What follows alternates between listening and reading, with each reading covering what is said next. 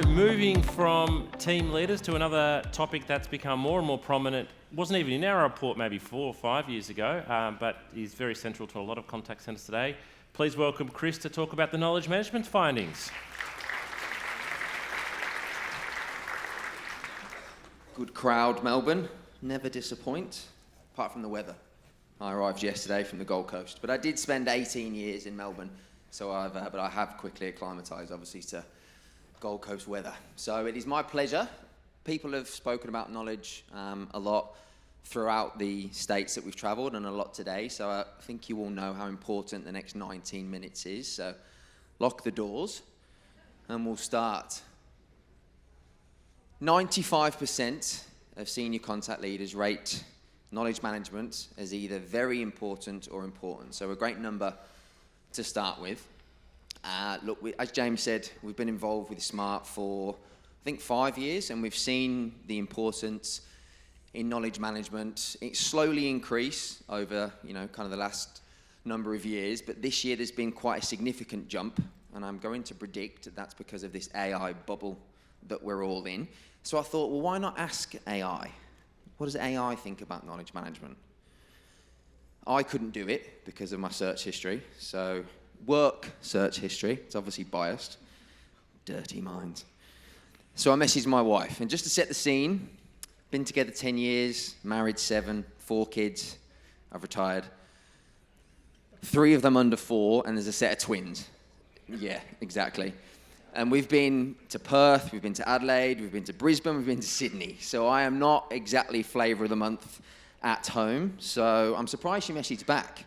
In fact, I'm surprised if my key's going to let me in the house when I get home. So I said, my love, and who doesn't love a flirty KMS message? Can you ask ChatGPT to operate effectively inside of an organisation? Does it require a governed knowledge management system? The answer was, of course, yes. If an organisation wants to operate consistently, scale effectively, reduce dependency on individuals, and make reliable decisions, a governed knowledge management system becomes extremely important. The key word there is governed.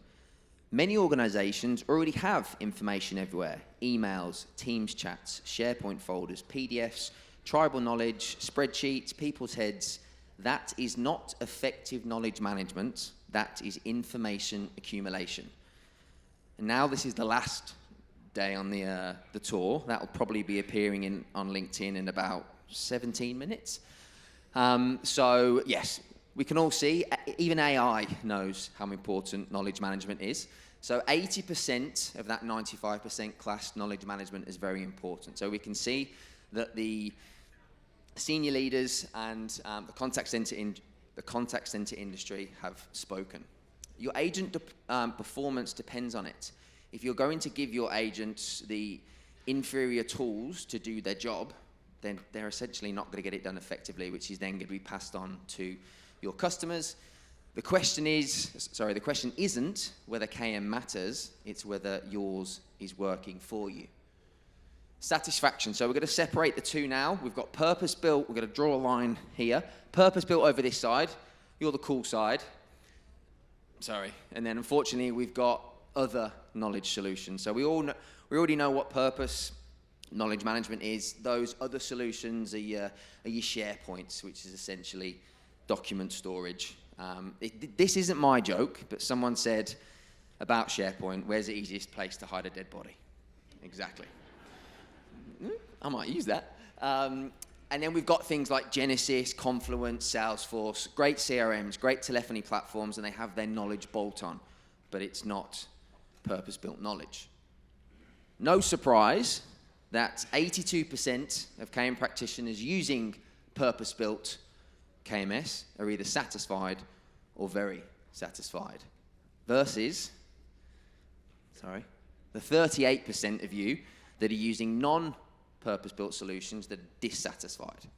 I think there was 0% that ticked very satisfied, so the evidence is quite clear. So why are we continuing to give our agents inferior tools to do the job? We expect them to give the best level of customer service, but we're not giving them the tools to do so. It doesn't quite make sense. Is it budget? Is it, it's too hard? That's for you to tell me. This is James' responsibility for these gifts. The Timu Alan from The Hangover. This is who we want to be in using purpose-built solutions. We don't want our agents starting the day or finishing the day looking like this, frazzled. So if you are giving your agents inferior tools, this is probably what they're going to look like. They're probably not going to stick around for a long period of time.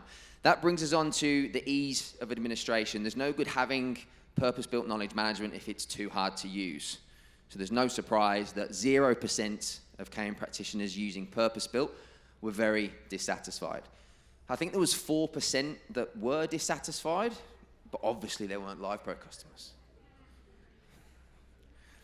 30% are dissatisfied, with 22% selecting the worst possible field, the most negative, which are very dissatisfied. So again, we've seen 95% of senior leaders rate KMS as important. We've got 80% of purpose-built versus other solutions, and we've seen if you're using purpose-built, it's not hard to use. So why are we still continuing to use inferior tools? I've given you the answer there. Now, this is the interactive part of the session. Now, if this flops, this is on you. Nothing to do with me. I want you to channel your inner 5-year-olds. We couldn't afford buzzers, so we're just going to shout out. So we've got the KMS platform. We've got it integrated into different systems and different areas of the contact center. There's 4 options, or there's 4 answers. Is anyone going to shout out and give me one that we currently integrate our KMS into? Don't all be silent. This is why Richmond got battered by Sydney. Oh. Telephony, yes. Telephony's one. It's the first one, in fact. Any advance on telephony? CRM, yes, but it's not up there. I want you to beat Sydney. Come on, Sydney have been the best. They also said their coffee's better than Melbourne, so that's, any extra incentive. Any more? There's 3 more to get. Yes, website and chatbot is the second one. 2 more. I've spoke about it today. I got my wife to use one. AI, you meant, was that large language model? Yeah, of course it was, yeah. 1 more, come on. Sydney got 3. If we can get a full house, I've got a surprise for you. Where else? That was outside of the contact center? Of course, 4 out of 4. And because you got them all right, I'm going to put on drinks and canapes afterwards, so make sure you all stick around. I've seen the trolley of beers, and it's a big trolley. So 60% of organizations aren't currently integrating their knowledge management platform into the telephony. Why? It's the easiest integration to do. This allows the agent to stay within a telephony window and use the knowledge management system. It also allows things like Agent Assist, where we can listen to what the customer is saying and pop through the relevant knowledge article based on the customer conversation. Further to that, we've got things like smart IVRs, where the customer can call in, the IVR can ask the customer, why are you calling today? And because they're integrated to the knowledge management solution, they can then answer the call. And to please Dan, who we heard from earlier, if they don't know the answer, they can warmly hand you off to an agent and explain why they're handing you off. So there's no, can you repeat yourself? That brings us on to only 55% of organizations aren't sharing their knowledge outside of the contact center. Stop thinking that knowledge management is just siloed for the contact center. Now, granted, this is the contact center best practice report, but why? You got people in finance, people in IT, retail, people in operations, they need access to your single source of truth. So start thinking, okay, well, we need one solution. We need that single source of truth to allow everyone to deposit and update knowledge into and go to find knowledge that is obviously built for them. Only 15% are integrating their knowledge into the website and the chatbots. I don't know about you. I can probably safely say that no one wants to get up and call a contact center. I couldn't think of anything worse. I would rather go onto the internet or go onto a chat and solve the answer for myself. Self-serve. It's becoming, a lot more interest, getting driven around self-serve, especially with the, kind of the emergence of AI. And we have seen the organizations that have integrated to the website, we have seen obviously a increased call diversion and an increased customer satisfaction as well. This will only increase. It's very low in terms of your large language models. We do expect that number to grow over the next 6 to 12 months. One of the things that we're doing is we're currently building a graph connector which allows our customers to use Copilot inside of the organization. So if you need to put a presentation together or you need to put an email together, Copilot can access the knowledge base, but further to that, it picks up on the permissions of the agent, so it knows what you can and can't see, which brings us nicely onto governance. No surprise that 95% describe governance as very important. Now, this again has probably been spiked because of the emergence of AI. However, there's always a but. It's not you, it's me. 50%, 50, are operating with incomplete governance. Now, it's great to see a lot of LivePro customers in the room, so I already know we've got people from government, superannuation, insurance, finance. Their governance is, tickety-boo. But I've seen some of the other organizations that are in the room, and if 50% of those are operating with incomplete governance, that's an issue. AI is only going to drive the importance of having your governance in place. Organizations want to start implementing AI, but you cannot do that unless your governance and your knowledge is in order. It is not AI first, knowledge and governance second. It is governance first and knowledge, then AI. So AI in knowledge management. Only 63% are using at least one AI feature, which I thought was pretty surprising because 37% aren't, which I thought was quite a high number. Like, are we scared from an industry perspective of using AI? Probably yes, and we're probably quite right to be scared. But if you're using a purpose-built, governed, AI-ready knowledge management platform, there's no need to be scared. If we have the governance, we have the correct tools in place, then AI can be used safely. And the organizations that have got this in place have obviously got a significant a significant advantage in deploying AI safely. And I really want to emphasize the word safely. If you start to deploy or even think about deploying AI inside of the organization without these tools in place, you're gonna be in trouble. There was a quote that I found inside of the report, which is kind of like that Obama mic drop moment. Don't worry, James, I'm not going to drop the mic. Guardrails and foundations need to be put in place first. If there's anything you take from this presentation, just take that quote there. Guardrails and foundations need to be put in place first. What I wish my KMS could do, we always want things that we can't have. Smarter search. AI is going to continue to drive this. It's a given of any knowledge management platform. Then we've got that life cycle automation. So in terms of making sure the knowledge is up to date, automatic reminders, review dates, etc. Again, a given of any purpose-built system. But what I see here and how we see it is we don't want knowledge managers kind of creating knowledge anymore. That's what AI is for. Let AI help that. Let AI assist with that. Let the knowledge managers get back to actually managing knowledge, managing the governance, managing the workflows, managing the permissions of who the knowledge can be seen by. We don't want them just sat behind a desk or sat behind a computer screen creating knowledge. KM is obviously moving up the agenda. 72% expect it to grow over the next 12 months. There was 3% that ticked decline, but I reckon they probably ticked the wrong box. As AI handles routine contacts, the knowledge behind it matters more. That's essentially garbage in, garbage out. We've all heard of that phrase. If you give garbage to AI, it's only going to spit out AI. So we need to make sure the knowledge that sits behind it is up to date, it's governed, Human contacts are fewer, but more complex. So again, going back to things like the smart IVRs, let AI handle those simple requests.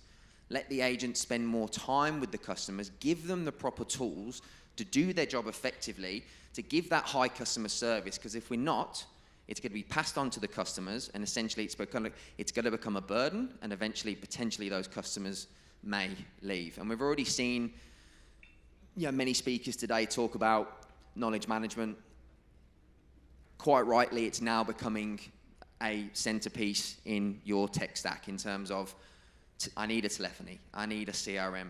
I'm not going to steal Juliana's thunder, but we need workforce management. We also need knowledge management. How can we help you improve your knowledge management? LivePro, headquartered out of Sydney, over 20 years experience. We focus on knowledge management, the 3 pillars. We want to be the easiest system to use, the easiest system to manage, and the easiest system to work with.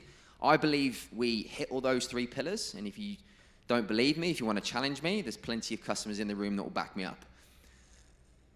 The image is who we are, it's where we want to be. We want to be the centerpiece, we want to be that single source of truth, and we will permission knowledge out to any channel necessary. So if you want to push knowledge out to the website, to the chatbot, to the smart IVRs, then that's essentially what we'll do. You've seen many integrations up on screen. If there's a system there that we don't integrate to, then let me know, and we'll get the devs to go and build it. My 3 key findings. So KM is no longer a support function. We've seen that senior leaders have called it out. The industry is aware. It's critical. 95% call it a critical piece of the tech stack. The right tool makes a measurable difference. 82% using purpose-built are happy versus the 38% that aren't and that are looking frazzled.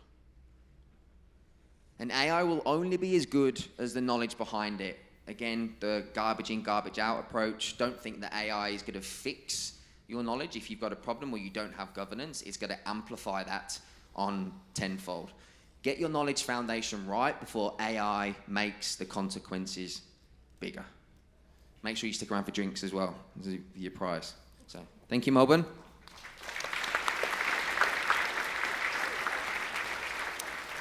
Chris, what framework works best to ensure knowledge management systems are kept up to date, especially in fast-paced, highly regulated industries? Well, the platform will do that for... I thought I was going to walk off the stage there. The platform will do that itself. So in terms of, you've got your knowledge authors, your administrators inside of the system. The knowledge is built inside of the platform, and then you can set things like automatic review dates. Longer question here. Operating on a you can lead a horse to water, we measure clicks, promote the KMS to our contact centre promote our contact centres, but frontline agents do not utilise what is at their fingertips. How to best drive uplift in usage and implement, and not just box ticking clicks. So I think the question is saying, how do we get our agents to use our KMS better? Yeah, we've got customers that drive incentives in terms of they run reports inside the system, who's viewed the most knowledge articles, who's given the most feedback, and they run kind of different incentives month on month within the platform. But I think it's just about introducing KM early. So especially if you've got new onboardees that are joining the organisation, use that in training, get them in front of the system as quick as possible. And we'll finish with this one. How would you recommend operations influence knowledge management when ownership sits elsewhere, but operational outcomes are heavily dependent on the quality of that knowledge? Give me a call. No, so this is where you need these sort of stats to go back if you are getting pushback on kind of bringing in a platform or kind of talking about knowledge management. These are the sort of stats, and this is why you came today, to get the evidence that backs the importance. And if you're not using KM, you're going to get left behind. Absolutely. Ladies and gentlemen, please thank Chris from LivePro. Thank you, Chris.